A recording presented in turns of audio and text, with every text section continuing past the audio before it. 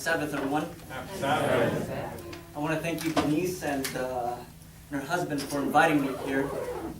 I'm not a pastor or anything like that. It seems that the Seventh-day Adventist Church, when people ask you if you can preach, they think that you're a pastor, but I'm not a pastor. I'm just an ordinary person like you, born and raised in Southern California, in the state of El Monte.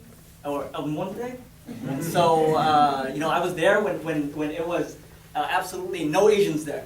I was probably one of 3 Asians in the whole entire elementary school. And so I was really from the hood back then. And so if I get a little bit of slangy on you, I apologize for that. It just leaks out. And so today's message is entitled, Removing the Barrier of Mediocrity. Okay? Being involved in various church ministries and so forth, people often ask me the question, John, how do you think our church can grow as a whole?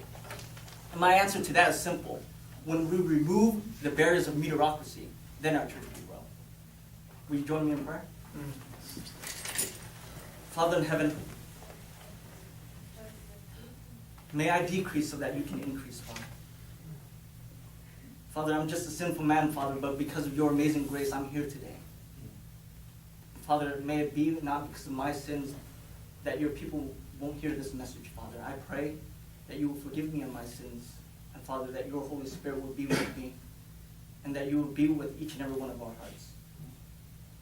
Father, I'm in your hands. In your name we pray. Amen. Amen. So I used to work for the world headquarters of the Seventh-day Adventist Church located in Silver Spring, Maryland. If you don't know, the structure of the Adventist Church is the conference next door. Union is in charge of several conferences, and then you have the world headquarters, or the North American division, which is in charge of North America, and then you have the General Conference, which is in charge of all of them. And I used to work there as the Director of Philanthropy for Hope Channel. And now I work as their Director of Philanthropy. Now I work for Cal Poly Pomona, the secular university. How many of you know where that is? Cal Poly Pomona? And so working there, and if you're interested in how God led me there, that would be for another discussion. But oftentimes people ask me, John, you've been on both ends of the spectrum. You've been in God's church as well as outside working for the world. What are the differences? And I'd say there's a lot of differences. But one of the things I noticed is that I'm less stressed out working for Cal Poly Pomona. Right? Let me get you into a little bit about the background of that. Is that Cal Poly Pomona, I graduated from the school. So it means a lot to me. Right? And like the church, it has its own struggles. It has its own political gains. We're not immune to that. The church isn't immune to that. And the secular world isn't immune to that. Right? Some days I just want to pull out my hair. And I'm getting to the age where it's starting to lose right away. Right? So I got to be careful. Some days I get so stressed out, I want to pull out my hair.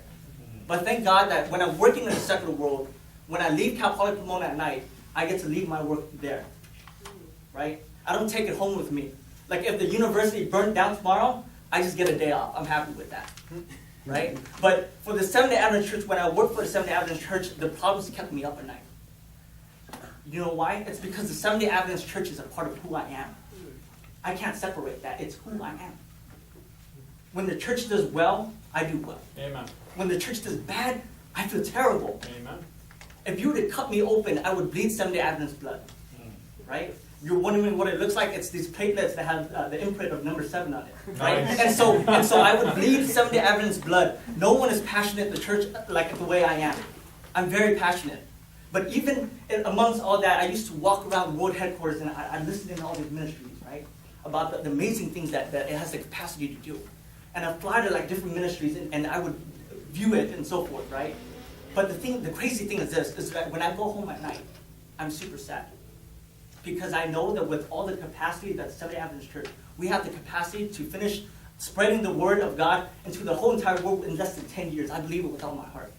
But I'm super sad. Because I know that despite the potential, the Seventh-day Adventist Church will not unlock those potentials. It's because it is satisfied with being average. It is satisfied with the quality that it has right now. Do you know how oftentimes your goals, you don't achieve them in life? The reason for that is because your values don't line up with your goals. Like for instance, I'll give you an example. You wanted a fatter stomach, but you value your midnight snacks. You could have gotten a 4.0 in school, but you value spending time with your friends or watching TV. Your goal was to have a happy marriage, but you value your manhood more. So you refuse to wash the dishes for your wife. You want a deeper relationship with God, but you value sleeping in more than doing your devotions. You wanted to stand up for God in your school and your workplace, but you value popularity more. The Seventh-day Adventist Church cannot say that we value family and at the same time pay our pastors the way we do, so that they can go home and worry if they can support their kids. We don't reach our goals because our values don't line up with what our goals are. We want to be great, but our values betray who we are. It shows that we were content all along. You know, the Seventh-day Adventist Church, to encourage you, they would often say that the Adventist Church was founded by young people. And yes, they were. J. N. Andrews, age 21. Uriah Smith, age 20.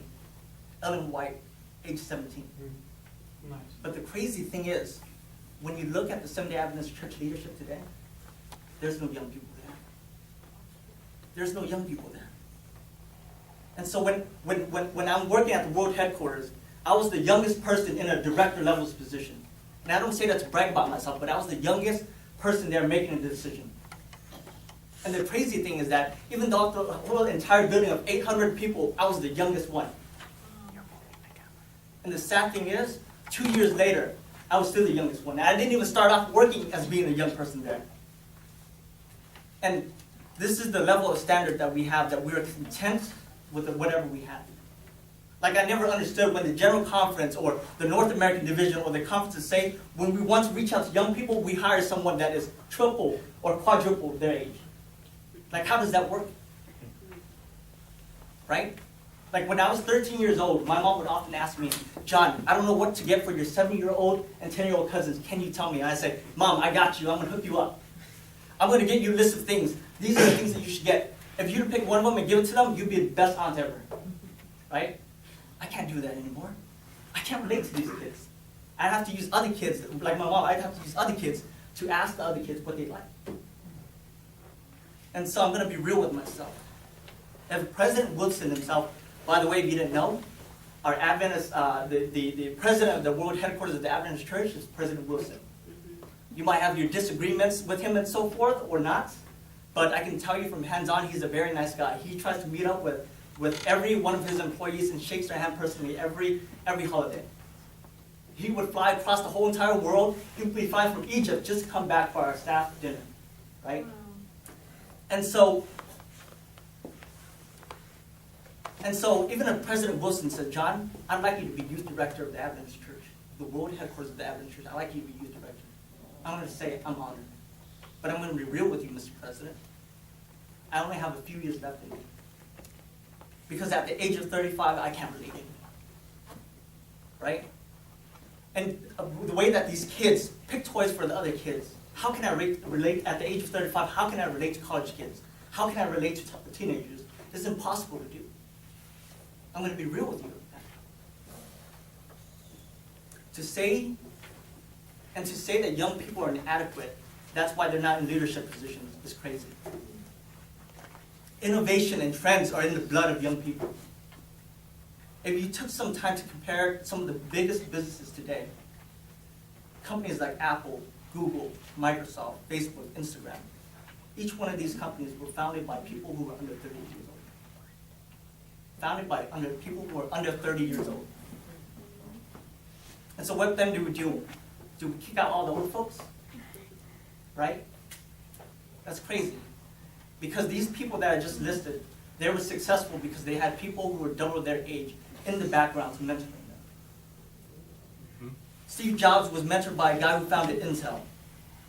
Bill Gates was wealthy, but he was mega wealthy when he met Warren Buffett, double his age. Bloomberg was triple the age of Mark Zuckerberg. He was the one that set up the structure for Facebook. With innovation plus experience, we have worldwide success. But we're content with being average. We have so many high-level positions within the church. And instead of asking the question, who is qualified to take us, or who has qualified and has the talents to take us forward, we ask, which pastor can fill in this position? We have this mentality, and that's what you get. You get what you pay for.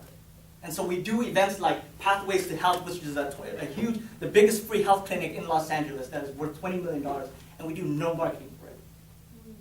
Right? No marketing whatsoever.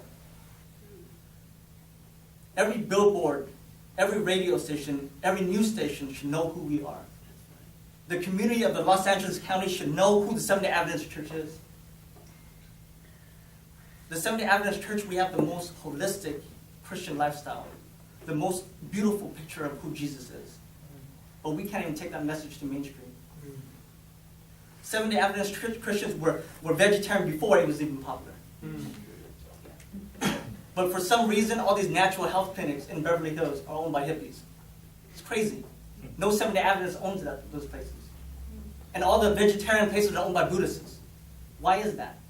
It's because we have this mentality that maybe we should build, we don't invest in prime real estate. We'll put it someplace up in the boonies, someplace secluded. And if God provides, if God provides and if we build it, they will come.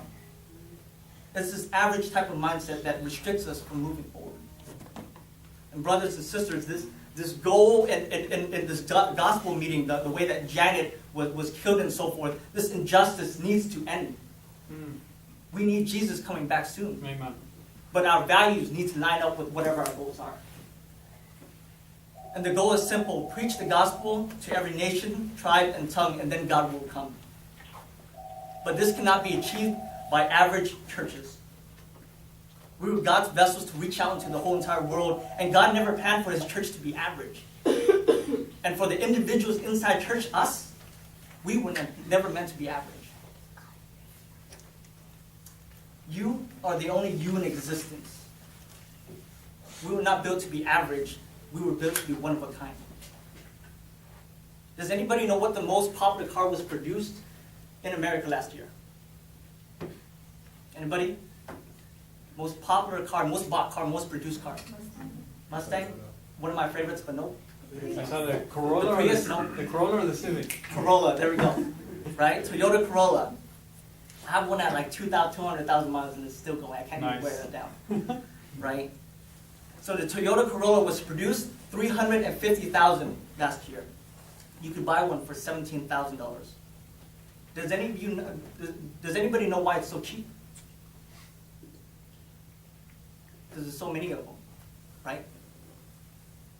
Now imagine with me a sports car where it's only 100 were made. Would it be expensive? How expensive? During the Great Depression, a man by the name of Ettore Bugatti, young people will probably recognize this Bugatti right here. He built the Bugatti Royal Type 41 Coupe. In London, in London newspaper, they called it the grandest luxury cars of all time. But they were so expensive that only 6 were produced. Last year, they sold one and it was $20 million Wow. for one car out of 6. Now imagine if there was only one left in existence. But you're not a car. You're priceless. Amen. Amen. And it is because of your decisions, your failures, your success that makes up the unique character that you have. Your personality cannot be duplicated. And I want that to get into your head. Before God and the whole entire universe, you are the only you in existence. Not even God can create another you. It kind of gets blasphemous right there, right? Not only God cannot create another you. I mean, He had the power to, right? He'd have the power to, and every one of us would be fooled right here. But there's only one problem. God would know that it's not you. Let that sink in for a bit. So if, God forbid, if you were lost for all eternity, you would leave a hole in God's heart that can never be filled. You're one of a kind. And sometimes when you're at church, some people are shy. They don't want to sing. Sometimes they feel like they're not holier than other people, so they don't want to pray. Or they don't feel clean, so they don't mingle with other people. But even when you don't have a great voice, thank God, when you pray, when you sing, no one sings like you do. When you pray, no one prays like you do. When you do poetry, no one does poetry the way you do. The way you love God, no one loves God the way you do. you truly are one of a kind. And it means that it is impossible to calculate your worth. Your value to God is absolutely immeasurable. God valued you so much that He left all of heaven just for you. And listen to this point right here. What someone is willing to pay for something determines its value. What someone is willing to pay for something determines its value. You are of an infinite price. And that's why it took an infinite God to pay for you. Amen. Amen. And if that wasn't enough, He says, I'll give you more. Everyone turn with me to Romans 8:32. 8:32. Romans 8:32. Is everyone still awake? Amen. Amen. I don't want to be one of those people who bore you to sleep or anything like that. So, Romans 8:32. Can someone read for me? He that spared not his own son, but delivered him up for us, all, how shall he not with him also freely give us all things? And if it wasn't enough, He says, I'll give you more. Since the Garden of Eden, Satan has said one thing over and over again: God is a withholder. That's why you should eat the fruit. And in the same way, in our lives today, in our schools, in our workplace, when people hear that you're a Christian, they say, oh, poor you. You must be missing out on things. Right? That God is somehow a withholder. But the sad truth is, even the Christians, us, we believe that God is a withholder. And that God somehow withholds our blessing until we get up into heaven. Turn with me to Mark chapter 10, verse 29 to 30. Mark chapter 10, verse 29 to 30. If I could get a volunteer to read that.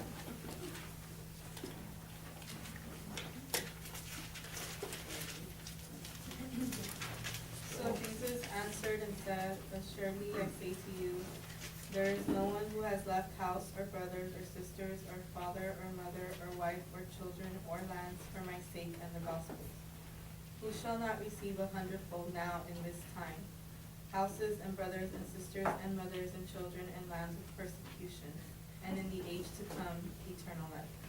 Amen. Amen? We tend to teach in church that somehow we only receive some of God's blessings, but until we get into heaven, we receive the whole entire thing. Somewhat true, but it's not here. That's not what we find. God says, Jesus Himself says, hey, there is no one that loves me that will not get 100-fold better life here and now on earth. And when this all wraps up, into heaven before eternal life. Amen to that? Amen. Brothers and sisters, simple logic. If God doesn't bless you, you're a vessel. If God doesn't bless you, how will you bless others? This is impossible with you.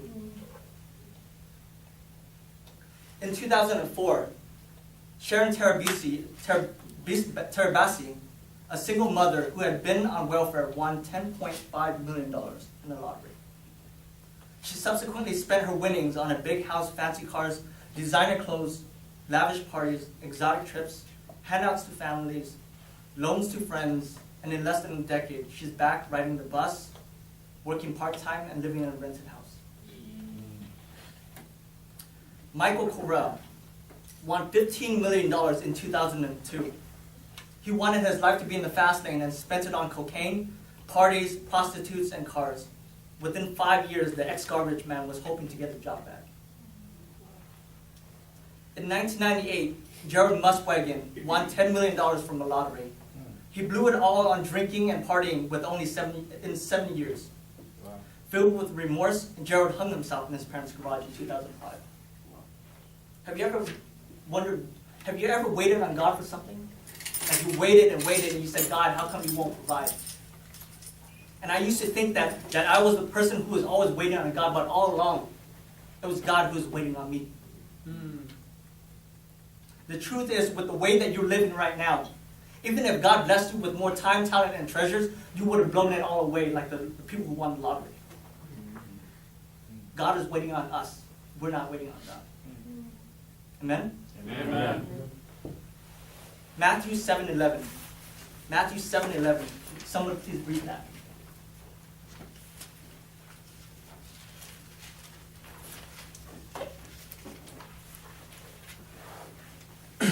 If ye then, being evil, know how to give good gifts unto your children, how much more shall your heavenly Father which is in heaven give good things to them that ask him? Amen. When I read this verse, I always imagine myself giving good gifts to my kids. That my type of love language is to give gifts. People have different ways of expressing love, but my way to express love is to give gifts. So I imagine myself always, you know how kids are. They beg you day after day, can I get this, can I get this, can I get this? And week after this, can I get this, can I get this? And then month, my birthday's coming, right? And so I can always imagine myself as a father. I'm so eager, like I'd buy him the bike that he really wants, or Nerf guns, or whatever it is. And I'd be so eager that I would kind of creepishly look over him while he's napping, waiting for him to wake up, right? Because I can't wait to see his excitement. Like the way that their faces glow, it's amazing, right? Or the way that their body shakes and go like that, right? You know that, because you used to do that. If I, being evil, know how to give good gifts to my son, how much more does God want to give good gifts to us? How much more does God want to see our faces glow? God wanted you to wake up and bless you for every day that you're living. Before you even woke up, He was anxious to use you. But no matter how eager I am to give good gifts to my son or daughter, I can never ever give good things to my kids if they were a spoiled brat, if they were mean to people, or if they were bullies. The gift would do them harm more than do them good. God is waiting to give us His kingdom because His kingdom has no shortage of time, talent, and treasure. But we're like spoiled trust fund kids. How can He bless us? More time, talent, and treasures would push us away from God. Even worse, push those around us away from God. The real painful truth is that we aren't ready to inherit His riches. God is waiting for our lives. I used to pray all the time for my friends to be converted. All the time I used to pray. It took me 8 years just to bring my best friend Bong into the faith. 8 years. Do any of you guys have a hard time witnessing? Some of you might have a hard time witnessing, right? Can I be real with you today? The reason why you have a hard time witnessing is because you're an average Christian. The reason why it took me 8 years to convert Bong was because I was an average Christian. I'd go to church. I'd dress up nice. But when I hit the streets of El Monte, I was mean like he was. I was angry like he was. I cussed like he did. I partied like he did. And so what Bong had, I had. And so I had nothing new to offer Bong. Average Christian. I used to pray for Bong to be converted, but actually when I met Bong for the very first time, God wanted him already. But it was my average life that was holding God back. We often pray for our family and friends to be won by God. And that our thought is always thinking, man, God's taking too long to do this job. But have we ever stopped to wonder that God wanted you to use us to win them? Like, for real, you could have been born into any family, but you're stuck with the ones that you have right now. You could have been born into any group of friends, but you're stuck with the group of friends that you have right now. Why is that? Simple answer. It's because God thought that you were the perfect person for the job. And because you choose to be an average Christian, God can't use you because of that. Because when you attract your loved ones, the conversion is sweeter. It's more solid. I think being an average Christian is the greatest offense to God. I think that God is in constant pain every day watching His kids, His children, His prodigal sons and daughters, lost in the world, dying from the inside out. And every day that I can't get my act together, God is trying to say, John, I need you to get your act together. Bring my son or daughter home. And when I say that I want to be average, it's like saying, no, thank you, God. I quit working for the world headquarters of the Adventist Church. Broke 10-year records and so forth in fundraising. But it meant nothing to me. Because I wanted to come back to convert my family and friends. I grew up in a Baptist, I didn't grow up in the Adventist church. I'm not faithful to the church, I'm faithful to the truth. Amen. Amen. Right? But unless I find some better alternative to the Adventist church, then I'll move there. But as of right now, it's the best church. Amen. Right? And so, and my mom was Baptist and my dad's Buddhist. I wanted to come back to convert my family and friends. I didn't want to be like those pastors who go out into the world. They do many great things. They save thousands and thousands and millions of people. But they lose their family members. Have mercy. Like, how am I going to look God in the face when I see him face to face? That I wasn't faithful with what's in front of me? It's crazy. For some of you, when people call you average in your workplace, your school, and your home, you don't even take it personally. Like, for real, your boss or your teacher tells you that you're average and you're okay with that. I don't know about you, but I love joking around. I love playing pranks on people, right? And if you've ever worked with me, I play pranks on you all the time. I enjoy that. I joke around. But when people joke about my family members, it's a whole nother thing. When people joke about my mom and my dad, it's a whole nother level. As Christians, we should be highly offended when people call us average. Because like how David was furious with Goliath, that's how angry we should be. Because Goliath wasn't mocking the Israelites. Goliath was mocking their God. Yes. Right. And when people call you average, they're not talking about you. They're saying that your almighty God, that you say that he's almighty, he's just nothing more than being average. Just an average God. Wow. And everything we do as Christians, we cannot afford to be average. Because sometimes we are the only Bible that anyone ever reads. That's right. Everything we do is a testimony of who God is and who we are in him. How many of you have a racehorse worth over $1 million? Anyone? Well, if you did have a racehorse that is worth over $1 million, would you keep him up all night, let him drink coffee, drink booze, and smoke cigarettes, and eat junk food, and lock him in his cage and not let him have exercise? Would you win many races? You wouldn't, right? Would you do that to a $10 dog? What about a $5 cat? What about a $1 billion body? But you're priceless. I hit the gym 5 days a week. I rest on Wednesdays. I hate going to the gym. But I go 5 days a week. On Wednesdays and on Saturdays, I take a break. And it's been this way for 2 years. And recently, my pastor's teenage son asked me the reason, John, why do you work out? Why do you hit the gym so much? And he says, is it because you want to attract the girls? Is it because you want to impress the ladies? I said, no, it's not. And then he goes like, is it because you trying to impress your girlfriend? I said, no. I met my girlfriend before I started working out. And so he says, why is it that you work out? And so I look him dead in the eye and I say, it's because I don't want people to think that vegetarians are weak. So that's why I do what I do. I hate going to the gym, but every time I think, if I don't go to the gym today, people are going to view vegetarians as being weak, so I go. Like I'm offended when God calls people. I'm offended when people call God's diet weak, as if He doesn't know what's best for me. I mean, I never understood how Adventists, when we're so passionate about the health message, we're so passionate about eating clean and unclean meat, we're so passionate about being vegan and vegetarian and so forth.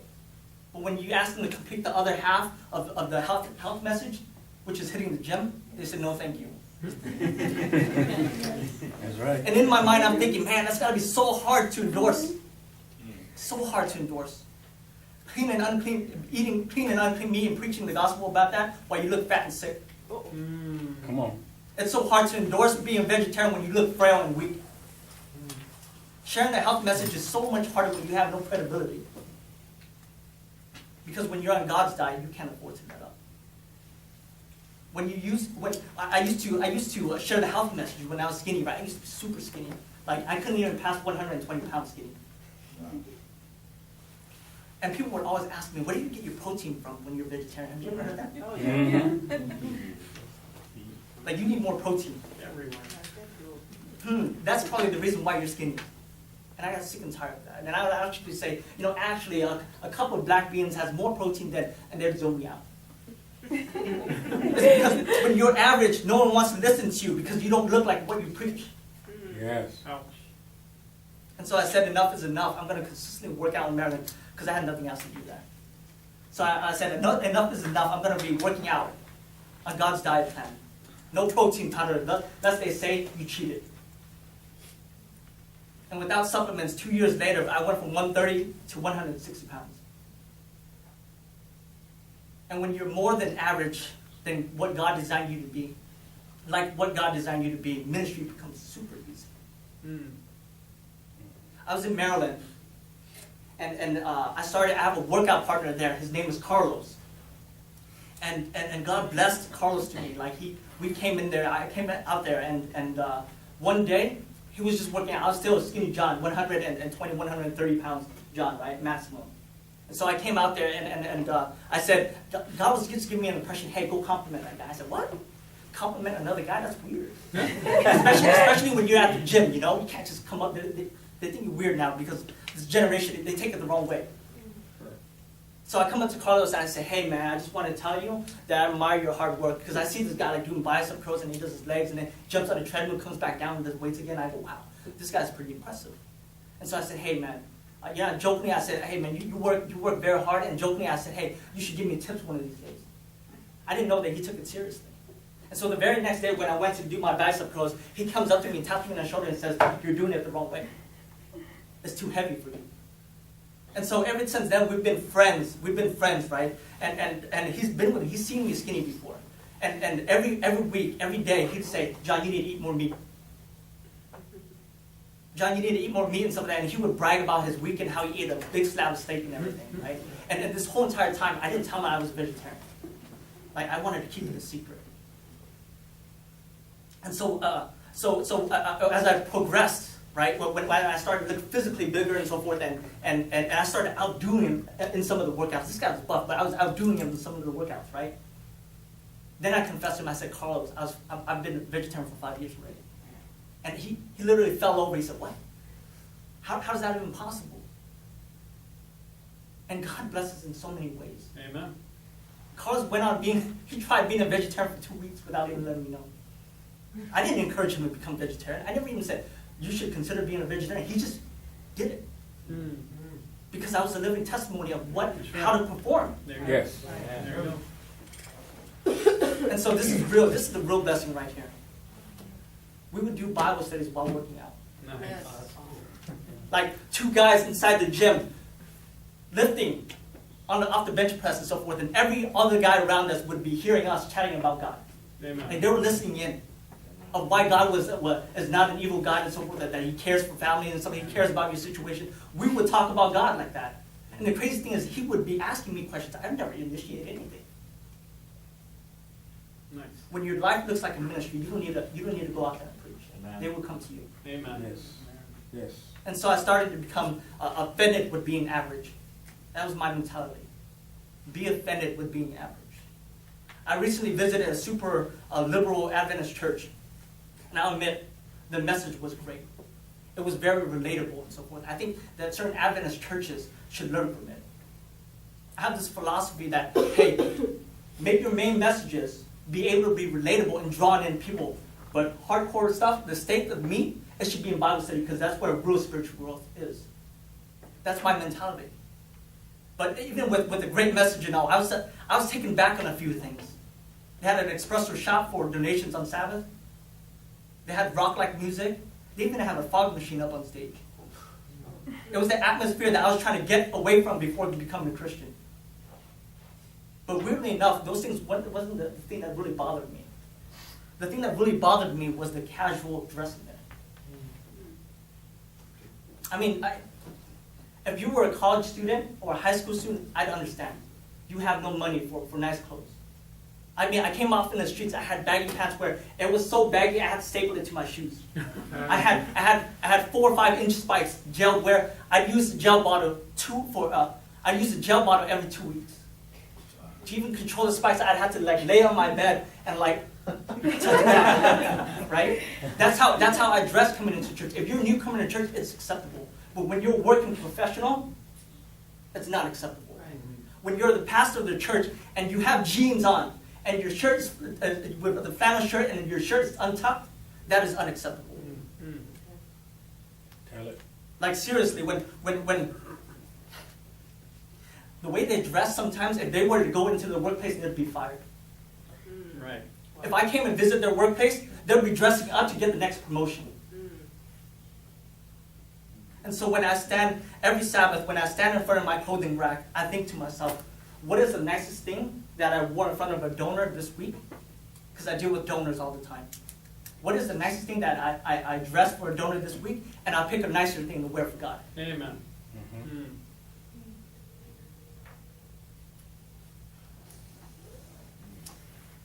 Like, why does my boss, why does my donor, why does my university president get the best version of me and not my God? Come on. I'm offended, y'all. Like, I wake up at 4 a.m. every morning, and people have been asking me, why are you so crazy? Why do you wake up at 4 a.m. in the morning?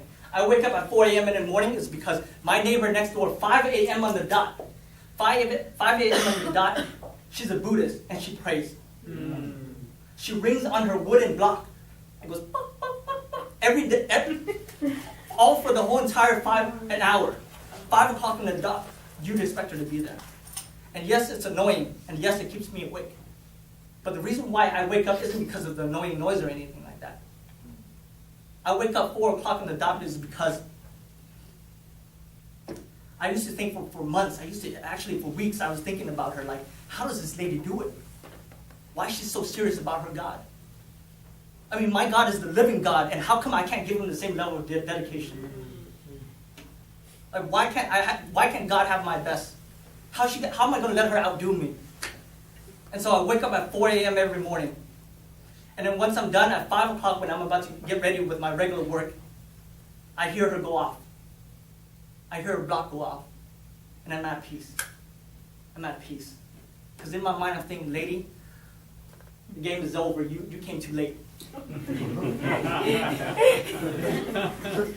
How am I going to let her outdo me like that? My God is the living God. Amen. Amen? 1 Peter 2:9. 1 Peter 2:9.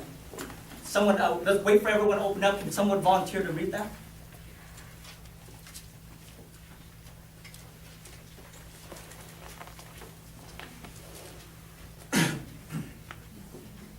First Peter 2:9.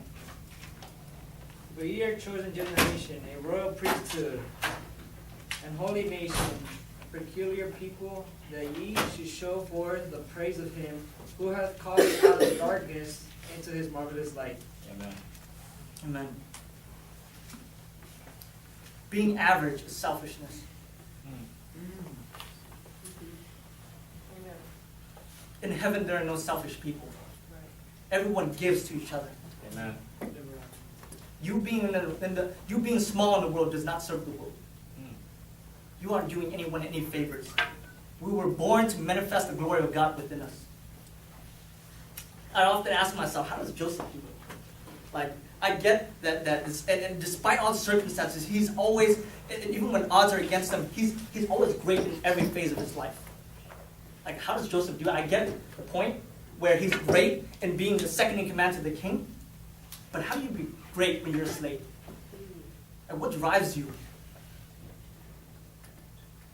And how do you be great when you're locked up in prison?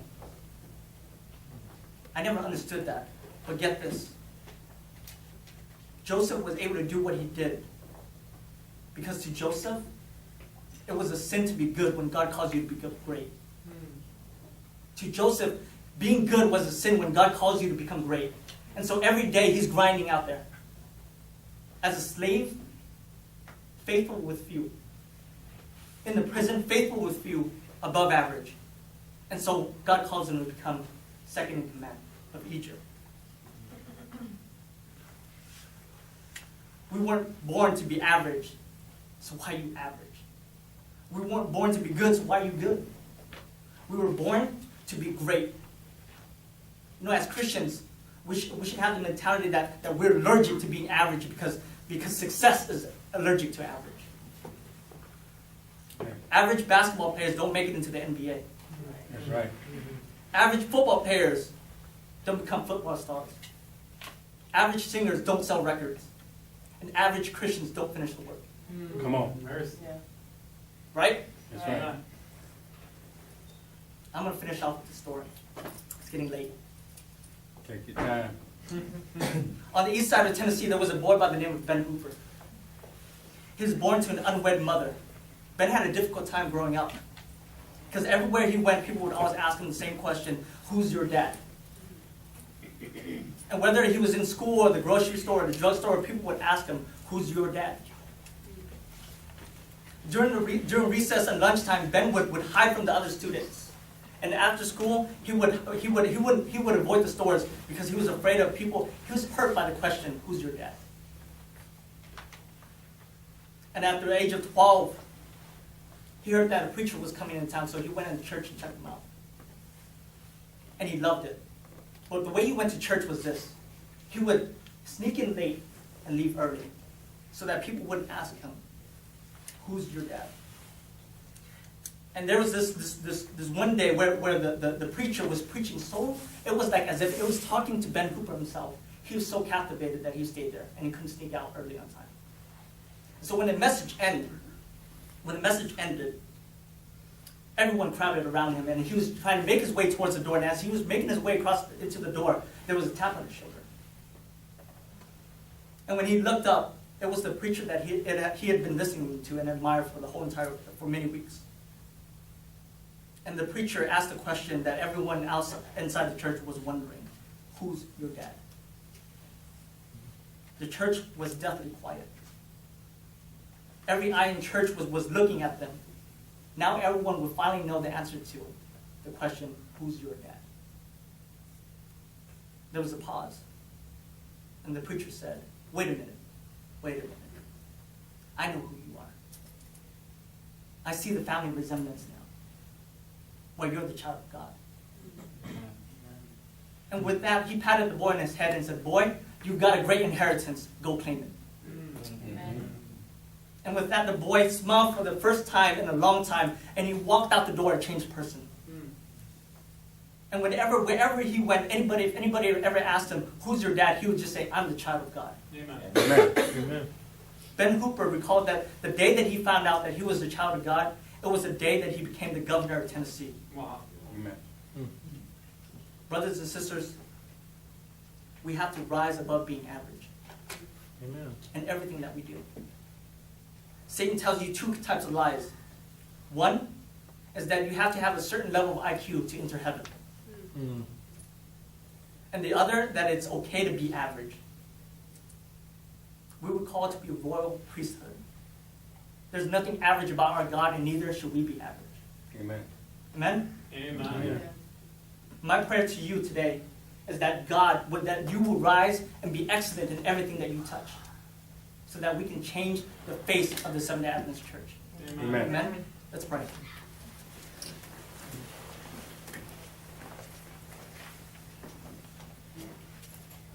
Father in heaven, we thank you for the start of the Sabbath, Father.